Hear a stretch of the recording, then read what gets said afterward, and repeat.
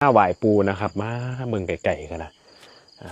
สหัสเนตโตเทเป็นโตทิปัจจกุงวิโสทายะสหัสเนตโตเทเป็นโตทิปัจจกุงวิโสทายะสหัสเนตโตเทเป็นโตทิปัจจกุงวิโสทายะเบิ่งอาจารย์เอาเลขไปในปากปูคนนี้งวดนี้เข้ามาเบิ่งเลขอาจารย์กัน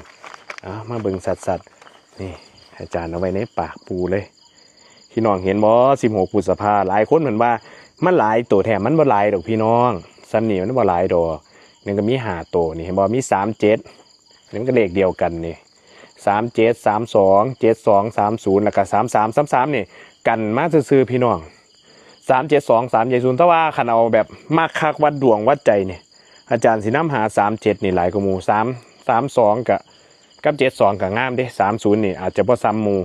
แต่ว่างามสุดก็จะเป็น3773มันลองลงมากับ32กับ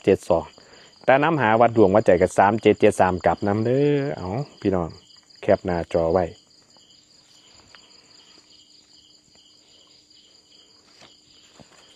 วันนี้ผมก็จะเอาใส่ไปในปาก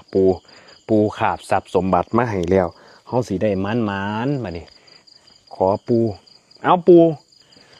ลูกบนเลยถ้าเลขออก37 32 72 30แล้วก็33เนี่ยที่ลูกเก้ามาหาคูนี่ลูกสีน้ำผลไม้เก้าอย่าง4 ชุดดอกกุหลาบ99 ดอก4 ชุด